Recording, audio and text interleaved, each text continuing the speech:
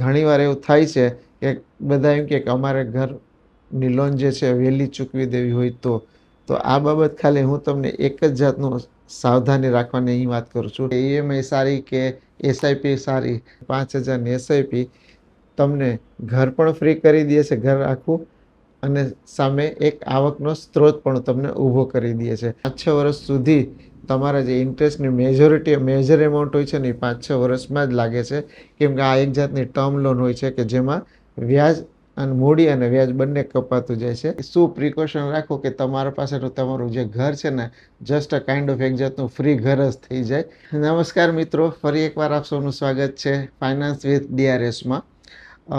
મારા ઘણા બધા પાછલા વિડીયો જોયા પછી થોડાક અમુક એવા કોમેન્ટ આવેલા હતા કે ભાઈ ઈએમઆઈ સારી, કે ઘણાએ કોમેન્ટ કરી કે ઈએમઆઈ સારી કે એસઆઈપી સારી.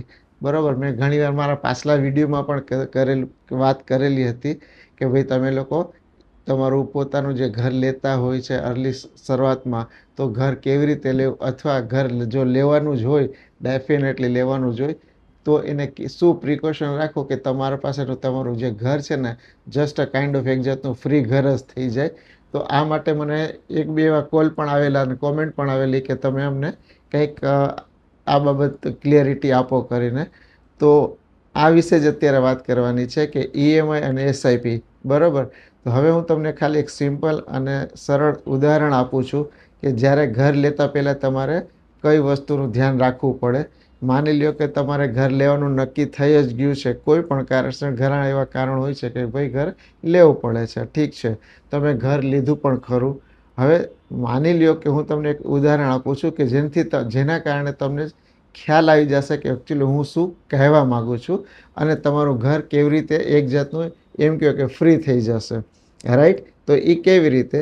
તો કે સપોઝ અત્યારે એક 25-26 વર્ષનો એક છોકરો છે, બરાબર, સરસ 2-3 વર્ષથી એને સર્વિસ લાગી ગઈ છે અને હવે એને 50 લાખ રૂપિયાનું એક ઘર લીધેલું છે અને 50 લાખ રૂપિયાની એમાં એને સામે લોન લીધેલી છે. રાઈટ, હવે 50 લાખની લોન એણે માની લ્યો કે 25 વર્ષ માટેની લીધેલી. હવે 50 લાખ રૂપિયાની લોનનું લગભગ તમારે જે છે ને હપ્તો આવે છે 42,000 રૂપીસનો.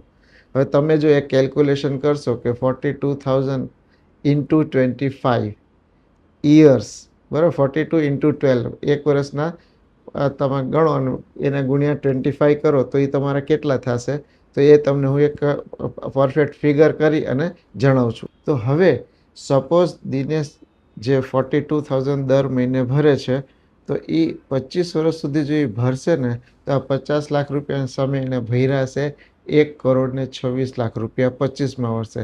એનો મતલબ શું થયો કે ઘરની લોન છે 50 લાખ રૂપિયાની અને સામે એણે ભર્યા લગભગ 70-72 લાખ રૂપિયા એક્સ્ટ્રા ભર્યા.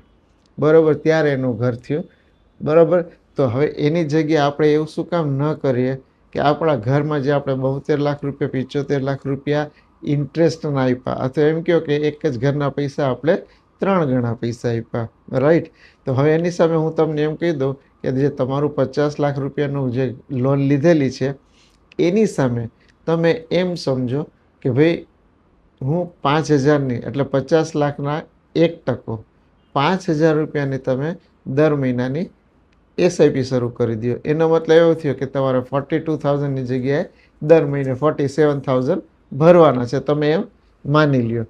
હવે શું થશે કે તમારી 5,000ની એસઆઈપી જો 13% જેવું રિટર્ન આપે, કોમન છે અત્યારે દરેક 10-12 વર્ષથી જૂના દરેક ફંડનું તમે રિટર્ન જોશો ને તો ખરાબ દિવસોમાં પણ 15% તો છે જ. રાઈટ, હું તો 12-13%ની વાત કરું છું કે ચાલો તમને 13% જ રિટર્ન મળ્યું. રાઈટ, તો 5,000 રૂપિયા 25 વર્ષ સુધી, અને જો તમે 13%નું રિટર્ન મળતું હોય તો તમારી વેલ્યુ 15 લાખ રૂપિયા તમે ભરો છો. 25 વર્ષમાં તમે ભર્યા 15 લાખ રૂપિયા છે. રાઈટ, પણ એની સામે તમારા ફંડની જે વેલ્યુ થશે એ ઓલમોસ્ટ 1,20,00,000 રૂપિયા જેવી થશે. તો હવે શું થયું કે 25મા વર્ષે જ્યારે તમે એમ થશે કે મારું લોનની મુદત પૂરી થઈ ગઈ છે, તમે થોડોક હાશકારો લેશો, બેંકમાં જઈને સરસ મજાની પોતાની ફાઇલ છોડાવીને ઘરે લાવશો ને, એવે સેમ દિવસે સેમ સમયે એવા તમારી આ 25 વર્ષની એસઆઈપી પણ પૂરી થઈ હશે ને, તો એ એસઆઈપીની વેલ્યુ તમારી પાસે 1.25 કરોડ હશે. એનો મતલબ શું થયો કે તમારી ફાઇલે પાછી આવી અને 1 કરોડ રૂપિયા પણ તમારી પાસે હાથમાં છે. ઇન બોથ ધ કેસીસ હાશકારો તો થયો, સાથે સાથે એક મોટી એમાઉન્ટ પણ તમારા ઘર પાસે વળી આવીને ઊભી છે કે ચાલો ભાઈ દિનેશભાઈ, હવે 1 કરોડ રૂપિયાની મારે એક નવો બીજો વેલ્યુ મારી પાસે ક્રિએટ છે. તો એવા સમયે આ એક જાતની લેગસી પણ કહેવાય કે હવે 1 કરોડથી તમે જેને બેંકમાં રાખી દો, 6% લેખે વ્યાજ મળે એટલે દર મહિને 50,000ની વળી ઇન્કમ પણ ચાલુ થઈ ગઈ. તો તમે આ જોઈ શકો છો કે એક નાનકડું કેલ્ક્યુલેશન કે ભાઈ 50 લાખ લોનની સામે 5,000ની એસઆઈપી તમને ઘર પણ ફ્રી કરી દે છે, ઘર આખું, અને સામે એક આવકનો સ્ત્રોત પણ તમને ઊભો કરી દે છે. અથવા તમને એમ લાગે ત્યારે એ પૈસાને તમે ક્યાંય પણ કોઈ પણ રીતે વાપરી શકો છો, તમે કોઈ પણ જાતના બીજા પ્લાનિંગ પણ કરી શકો છો. તો ધીસ ઇઝ ધ વે કે તમે આને ઘરને તમે આખા ફ્રી કરી શકો છો, કે તમારું ઇન્ટરેસ્ટ જે છે તમારા માટે ઇન્ટરેસ્ટ ફ્રી ઘર થઈ ગયું. તો આશા છે સાવ કોમન, સાવ સીધું અને સિમ્પલ છે કે જેટલાની લોન લ્યો એના 1%ની એસઆઈપી કરી દેજો, એટલે તમે જેટલું ઇન્ટરેસ્ટ ભરેલું હશે એટલું તમને પાછું મળી જશે. સિવાય 20 કે 25 વર્ષનો ટેન્યુર તમે જેટલો રાખતા હોય એટલો. પણ હા, ઘણીવાર એવું થાય છે કે બધા એમ કે અમારે ઘરની લોન જે છે વહેલી ચૂકવી દેવી હોય તો આ બાબત ખાલી હું તમને એક જ જાતનું સાવધાની રાખવાની અહીં વાત કરું છું કે જો તમારે લોન ચૂકવવાની જ હોય એવી કે ના હું જલ્દી ચૂકવી દઉં, મારે કોઈ હેડેક નથી જોતું, આવા કેલ્ક્યુલેશન નથી જોતા, તો મેક શ્યોર કે તમે 5 કે 6 વર્ષની અંદર પૂરેપૂરી લોન ચૂકવી દેજો. તો જ તમને એનો ફાયદો મળશે. કેમ કે 5-6 વર્ષ સુધી તમારા જે ઇન્ટરેસ્ટની મેજર એમાઉન્ટ હોય છે ને એ 5-6 વર્ષમાં જ લાગે છે. કેમ કે આ એક જાતની ટર્મ લોન હોય છે કે જેમાં વ્યાજ અને મૂડી અને વ્યાજ બંને કપાતું જાય છે. તો પહેલાંમાં વ્યાજ વધુ જતું જાય છે, છેલ્લા શરૂઆતના 5 વર્ષમાં વ્યાજ વધુ હોય છે, વ્યાજનો કોમ્પોનેન્ટ, કેપિટલનું કોમ્પોનેન્ટ ઓછું હોય છે, રાઈટ.